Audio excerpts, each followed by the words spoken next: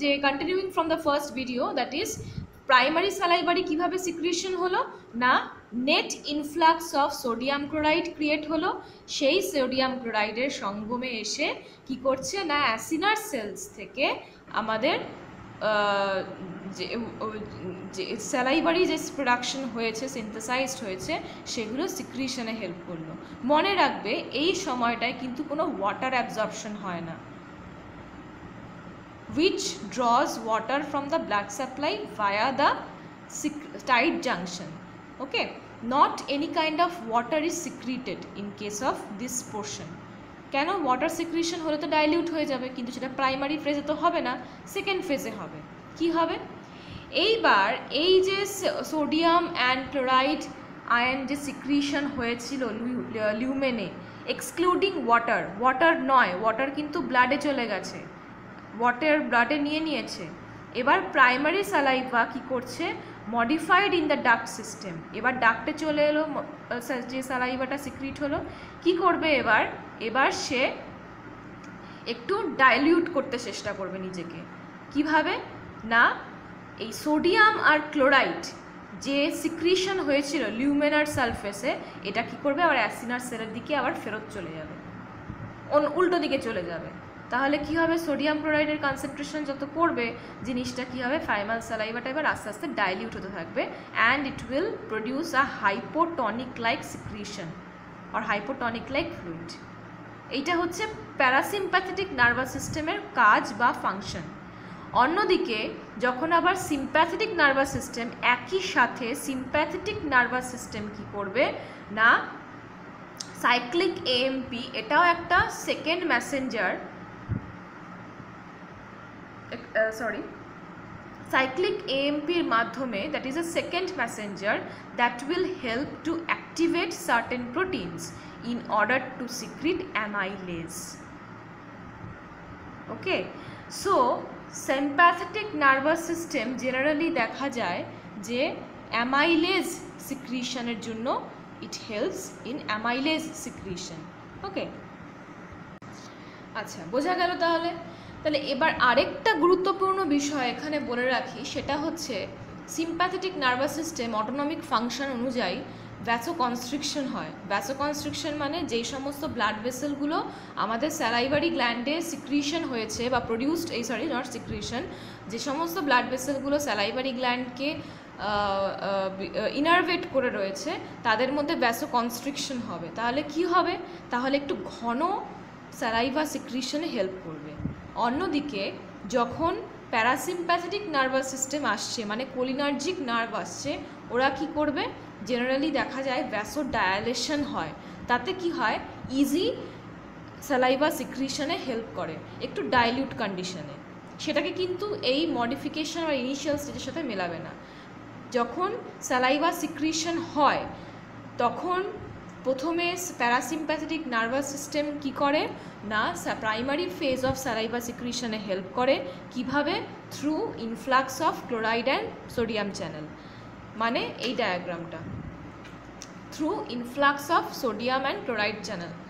এবার নেক্সট ফেজে আসবে হচ্ছে যখন ডাক্ট ফেজে আসবে, সেই সময় কি হবে না, দিস দেখেছো ওয়াটার এখানে কিন্তু অ্যাবজর্পশন হয়নি, water is staying inside the duct, sodium and chloride কিন্তু লিউমেনে বেরিয়ে গেল। হ্যাঁ, অন্যদিকে এবার এটা হচ্ছে অ্যাসিনার্স, মানে হচ্ছে প্রাইমারি স্টেজ অফ সিক্রিশনে। এবার যখন আমাদের সেকেন্ডারি মডিফিকেশন অফ স্টেজে আসবে, সে সময় কি হবে না, this potassium and bicarbonate ion কি হবে, এই লিউমেন থেকে ঢুকে যাবে হচ্ছে ডাক্টে। আর ওয়াটার এখানে প্রেজেন্ট ছিল, ওয়াটার কিন্তু এদের সাথে কিন্তু রিঅ্যাবজর্পশন হয়নি। তো যখন ফার্স্ট স্টেজে যখন সোডিয়াম ক্লোরাইড যখন আমাদের এই ইনফ্লাক্স হয়েছিল, তখন এখানে স্যালাইভারি সিক্রিশনস হয়ে গেছে already, that is a primary secretion.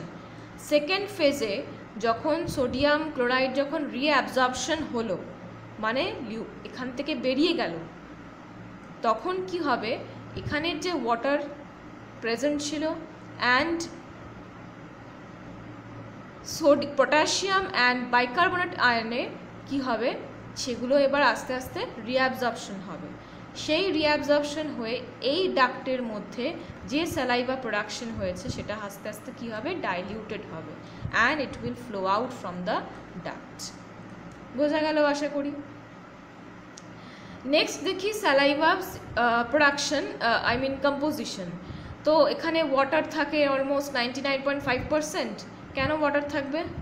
এই যে এখানে ওয়াটার তো কোনো রিঅ্যাবজর্পশন হতো না, তো water was present over here, so 99.5% water and solid হচ্ছে 0.5%। অর্গানিক সল্টসের মধ্যে হচ্ছে অ্যামাইলেজ, কিছু ম্যালটেজ, lingual lipase, lysozyme, carbonic anhydrase, ক্যালিক্রেন।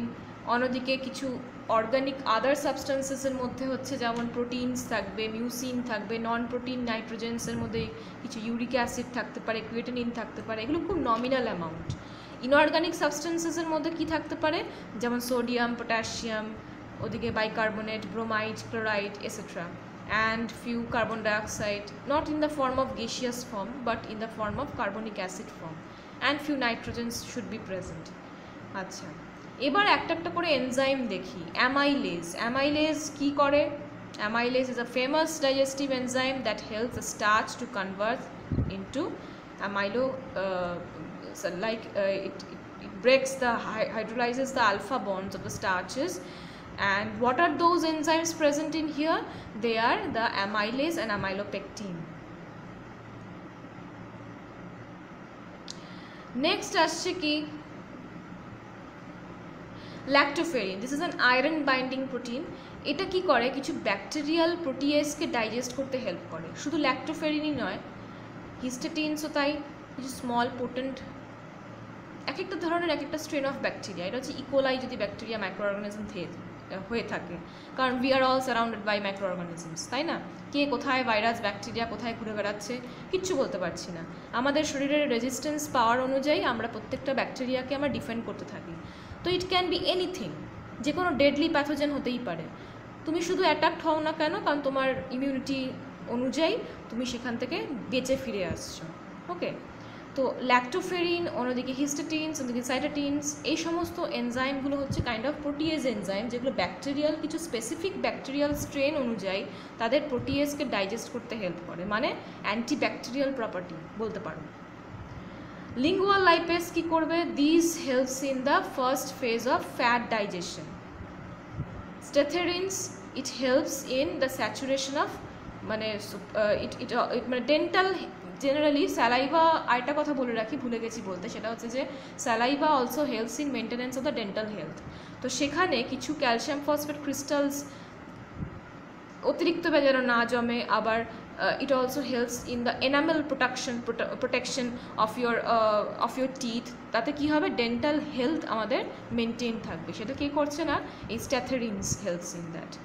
আচ্ছা, নেক্সট আসছে কি, কিছু প্রোলিন রিচ প্রোটিনস আর PRPs, they also have asymmetrical structure. এগুলো কি হয়, calcium ion phosphate, calcium phosphate সল্টের ক্রিস্টাল ফর্মেশন হেল্প করে, এই প্রিভেন্ট করে, মানে এনামেলের মধ্যে যাতে ক্যালসিয়াম ফসফেটের ক্রিস্টাল ফর্মেশন যাতে না প্রোডাকশন হয়, যেখান থেকে আমাদের অনেক ইনফেকশন হতে পারে বা আমাদের এনামেল রাপচার হতে পারে। এনামেল রাপচার হতে হলে কি হবে, তাহলে আমাদের ওই পরিণ আমরা সেন্সিটাইজড হয়ে গেছে আমাদের দাঁতের এনামেল, আমাদের কোনো স্ট্রং টেস্টের কোনো খাবার খেলে খুব সেন্সিটাইজড হয়ে যায় আমাদের এনামেল, তো সেগুলো শুনে থাকবে সমস্ত কিছু। তো সেইটা হচ্ছে প্রোলিন রিচ প্রোটিয়েজ প্রিভেন্ট করছে এখানে। নেক্সট আসছে কি, মিউসিন। মিউসিনের কাজ হলো একটু লুব্রিকেটিং স্ট্রাকচার বা লুব্রিকেটিং লেয়ার ফর্মেশন করা। দু ধরনের হয়, একটা হচ্ছে আমাদের mg1 আর mg2, তাদের দু ধরনের ফাংশন হয়। একটা হচ্ছে টিস্যু ক্যাপাসিটি, মানে হচ্ছে প্রাইমারি রোল ইন অ্যাকোয়ার্ড পেলিকল, মানে হচ্ছে এর তো অ্যান্টিব্যাকটেরিয়াল কিছু প্রপার্টিস থাকেই অ্যাট দ্য নিউকোসাল সারফেস, তার সাথে সাথে এ একটা coating layer, hard coating layer ফর্মেশনে হেল্প করে। আমরা অনেক সময় অতিরিক্ত স্পাইসি খাবার খাই, অনেক সময় অতিরিক্ত সল্টি খাবার খাই, তো অত সল্ট, স্ট্রং অ্যাসিডিক, অত কার্বোনেটেড ড্রিঙ্কস যখন খাই, তখন কিন্তু আমাদের দাঁতের এনামেল বা মাউথ ক্যাভিটির যে মিউকোসাল লেয়ার কিন্তু হাইলি ড্যামেজড হয়ে যেতে পারে। সেটা কিন্তু কিছুটা পরিমাণে প্রোটেক্ট করবে কে, এই মিউসিন। লুব্রিকেশন মানে সবসময় একটা ভিজে ভাব আমাদের মুখের মধ্যে বা টাঙের মধ্যে, এতে কি হবে, it helps in it helps in swallowing, it helps in speech, etc. Aggregation of bacterial অ্যাডহেশনসকেও প্রিভেন্ট করে কীভাবে না, মিউসিন যদি থাকে তো মিউসিন কি করবে, ডিরেক্টলি আমাদের মুখে অনেক সময় অনেক কিছু ক্র্যাকস হয়ে যেতেই পারে খেতে খেতে, বা অনেক রাপচার্স, অনেক ইনজুরিজ আসতেই পারে। সো সেই বেশি করে সেই ইনজুরিজের সময় যে কোনো ধরনের ব্যাকটেরিয়া যাতে এনামেলে ঢুকে এনামেলকে রাপচার যাতে না করতে পারে বা ইনফেকশন যাতে না ক্রিয়েট করতে পারে, সেই জন্য কিন্তু mucin it plays a very huge role. আচ্ছা, ইনঅর্গানিক সল্টের মধ্যে জানি সোডিয়াম থাকবে, এটা অসমোটিক ব্যালেন্স তৈরি করবে, ক্যালসিয়াম থাকতেই হবে, এখানে এনামেল মিনারেলাইজেশনে ফ্যাসিলিটেট করবে, পটাশিয়াম থাকতেই লাগবে অসমোলারিটি মেনটেন করার জন্য, বাইকার্বনেট আয়ন থাকবে। তো এরকম করে এই সমস্ত আয়ন্সগুলো বেশিরভাগ ক্ষেত্রে দেখা যায় it helps in the osmolarity of your mouth. Functions of saliva কি, digestion of carbohydrate first initiation শুরু হয়ে যায়, এই খানিক্ষণ আগে পড়লাম ফ্যাট ডাইজেশনও শুরু হয়ে যায়, helps in the food to swallow, helps in speech, regulation of body temperature. দেখবে যে সবসময় মাউথ কুকুরদের ক্ষেত্রে দেখা যায় গরমকালে দেখবে কুকুর সবসময় জিভ বার করে থাকে সবসময়, not just because they are feeling hot, just কী হয় না অতিরিক্ত শরীর যখন ওদের গরম হয়ে যায় they tend to secrete saliva, ওতে কী হয় না ওদের এক্সেস যে হিটটা থ্রু স্যালাইভা ওদের বেরিয়ে যেতে থাকে, কারণ ওরা ঘামে না, দে ডোন্ট সোয়েট। আমাদের ক্ষেত্রে কি হয়, we sweat and therefore we can maintain our body temperature. So saliva also helps in us, but specially in those fur animals, যেটা ফারি অ্যানিমালস যেগুলো হয় যেমন ক্যাট বা ডগ এদের। ওকে, আচ্ছা একটা করে ডেসক্রিপশন বলেছে, আমি আর কিছু বললাম না, এগুলো জানো, তোমরা পড়ে নিতে পারবে। আচ্ছা নেক্সট আসবো যেটাতে রেগুলেশন অফ স্যালাইভারি সিক্রিশন, একটা হচ্ছে কন্ডিশনাল রিফ্লেক্স আর একটা হচ্ছে unconditional reflex. It is very important.